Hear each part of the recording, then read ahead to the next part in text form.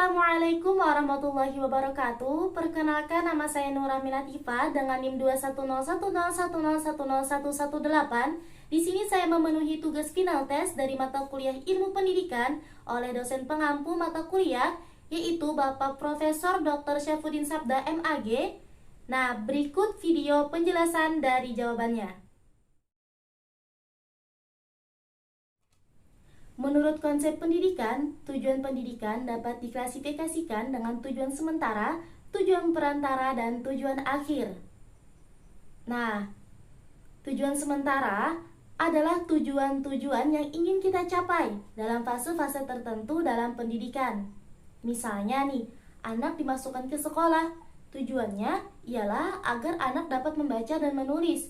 Dapat membaca dan menulis, inilah yang disebut dengan tujuan sementara. Tujuan sementara ialah tujuan yang terdapat dalam langkah-langkah untuk mencapai tujuan umum yang merupakan pijakan untuk mencapai tujuan yang lebih tinggi. Dengan kata lain, tujuan sementara adalah tujuan pendidikan yang dicapai seseorang pada setiap fase perkembangan. Misalnya saat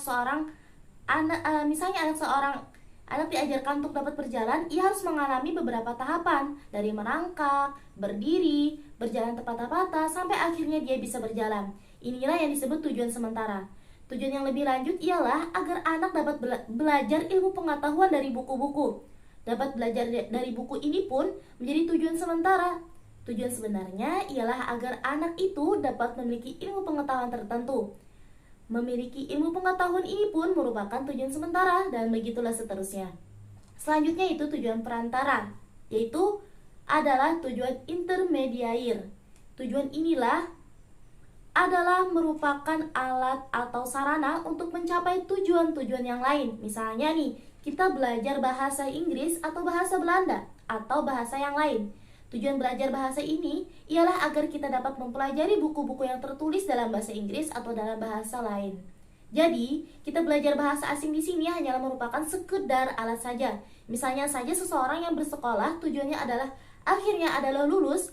Ketika dia naik kelas dari kelas 1 ke kelas 2 dan dari kelas 2 ke kelas 3, itu merupakan tujuan intermedier atau tujuan perantara. Agar tujuan sementara ini dapat tercapai dengan sebaik-baiknya, maka pendidik harus mengetahui masa peka, yaitu masa di mana anak masanya atau matang untuk mempelajari sesuatu yang akan dicapai dengan tujuan tersebut.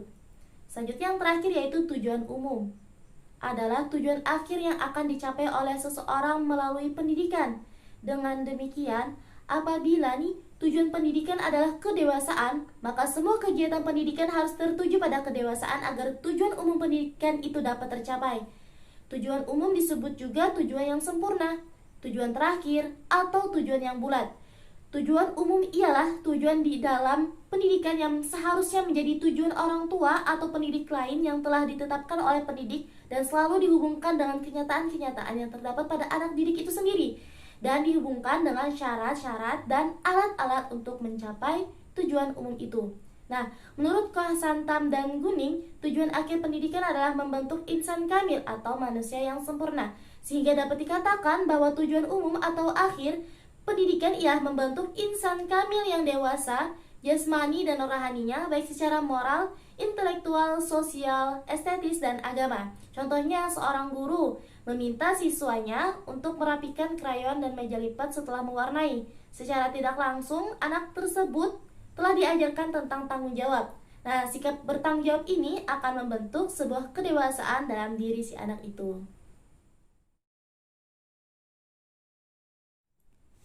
Tripusat pendidikan itu terdiri atas keluarga, ya seperti orang tua, wali murid, sedangkan sekolah itu seperti guru, kepala sekolah, dan siswa. Dan masyarakat itu seperti komite sekolah, organisasi, profesi.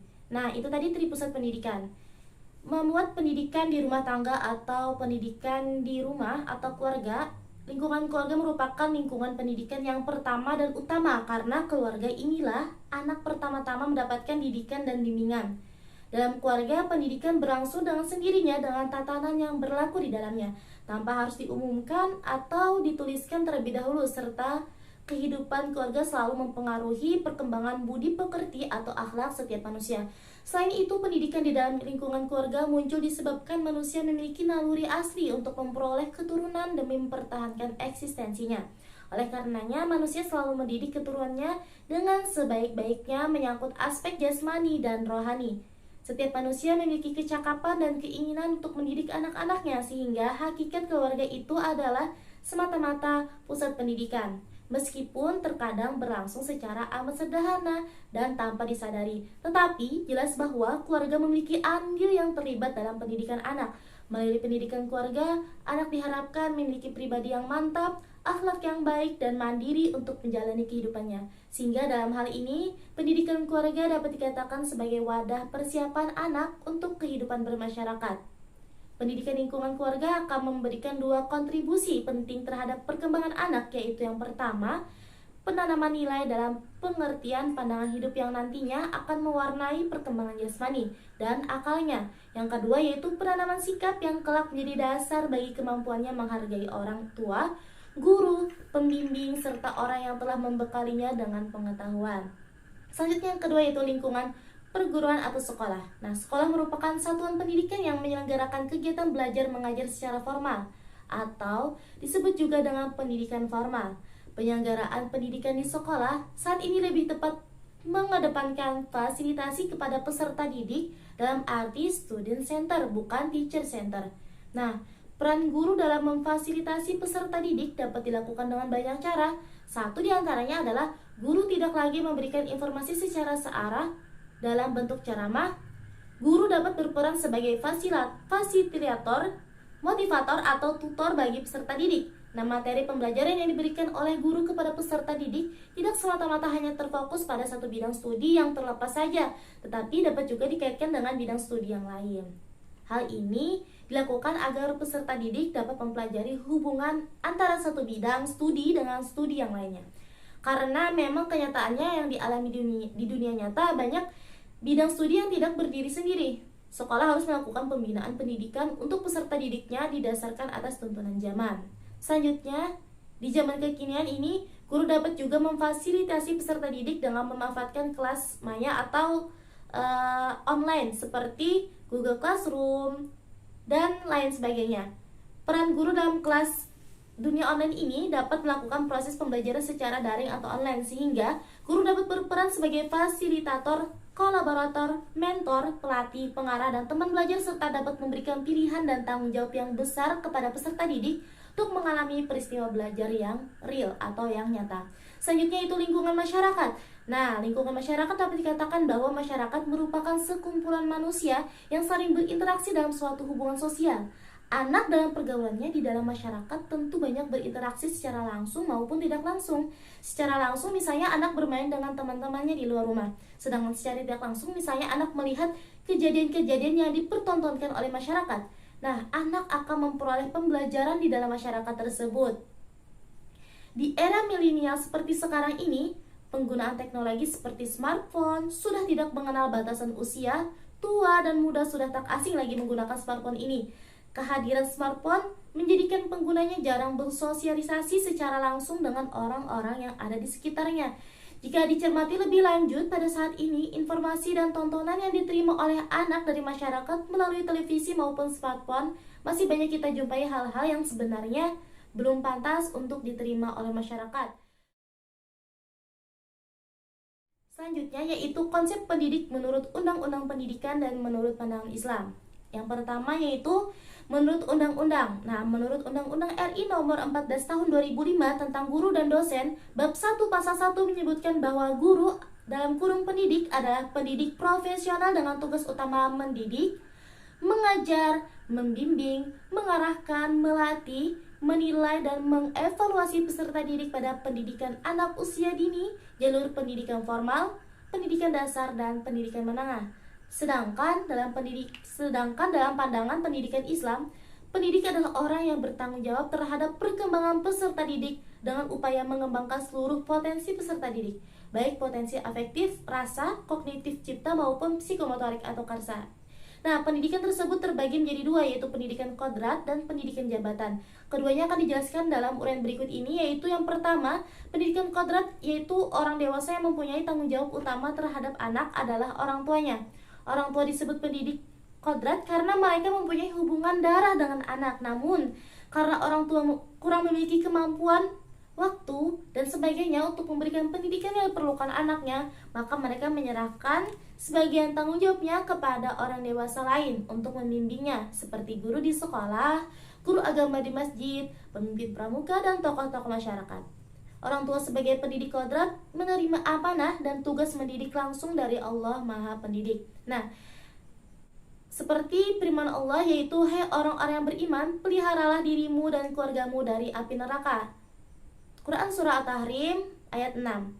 Berdasarkan ayat tadi, dapat dikatakan bahwa setiap orang tua mukmin otomatis jadi pendidik tanpa mengikuti pendidikan profesi pendidik, tanpa memiliki ijazah tertentu, dan tanpa menerima honor dari siapapun. Ia harus melaksanakan tugas mendidik dengan baik. Ia harus mempertanggungjawabkan tugas tersebut kepada Allah Subhanahu wa Ta'ala. Selanjutnya, yang kedua, yaitu pendidik jabatan. Nah, pendidik jabatan, pendidik di sekolah seperti guru, konselor, dan administrator disebut pendidik karena jabatan. Sebutan ini disebabkan mereka ditugaskan untuk memberikan pendidikan dan pengajaran di sekolah, yaitu mentransformasikan kebudayaan secara terorganisasi demi perkembangan peserta didik atau siswa, khususnya di bidang ilmu pengetahuan dan teknologi. Alat pendidikan adalah segala sesuatu yang digunakan untuk mencapai tujuan pendidikan. Adapun contoh alat pendidikan yaitu yang pertama, pembiasaan. Anak dididik dibiasakan melakukan suatu kegiatan yang bersifat belajar. Pembiasaan adalah salah satu alat pendidikan yang sangat penting sekali, terutama bagi anak-anak yang masih kecil. Maka, makin besar anak itu, kebiasaan-kebiasaan yang baik itu harus tetap diberikan dan dilaksanakan. Pembiasaan yang baik dan penting artinya pembentukan watak anak-anak dan juga akan terus berpengaruh kepada anak itu sampai hari tuanya. Yang kedua, yaitu pengawasan. Dalam melakukan pembiasaan yang baik membutuhkan pengawasan. Anak yang dibiarkan tumbuh sendiri menurut alamnya akan menjadi manusia yang hidup menurut nafsunya saja. Kemungkinan anak itu menjadi tidak patuh dan tidak dapat mengetahui kemana arah tujuan hidup yang sebenarnya. Selanjutnya, itu yang ketiga, perintah.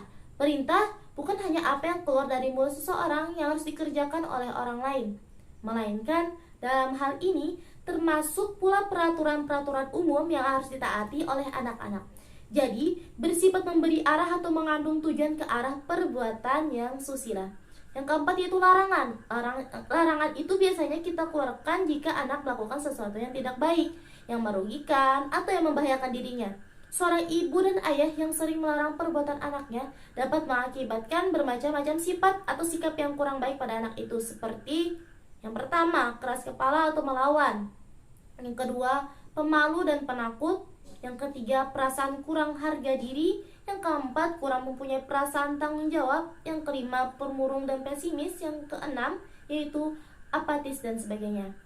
Selanjutnya, yang kelima itu ganjaran. Nah, alat pendidikan yang kelima itu ganjaran. Ganjaran adalah salah satu alat pendidikan. Nah, alat mendidik anak-anak supaya anak dapat merasa senang karena perbuatan atau pekerjaannya mendapatkan penghargaan. Yang keenam, yaitu hukuman. Masalah hukuman merupakan masalah etis yang menyangkut soal baik, buruk, soal norma-norma. Yang kedelapan, yaitu keteladanan. Yaitu tingkah laku, cara berbuat dan berbicara akan ditiru oleh anak. Dengan keteladanan ini lahirlah gejala identifikasi positif, yakni penyamaan diri dengan orang yang ditirunya. Yang kesembilan, yaitu pujian dan hadiah, merupakan tindakan pendidik yang fungsinya memperkuat penguasaan tujuan pendidikan yang tertentu yang telah dicapai oleh anak didik. Nah, itulah 9 contoh alat pendidikan. Alhamdulillah, itu tadi jawaban dari saya mengenai soal-soal dari final tes ilmu pendidikan. Semoga bermanfaat dan terima kasih. Saya ucapkan wassalamualaikum warahmatullahi wabarakatuh.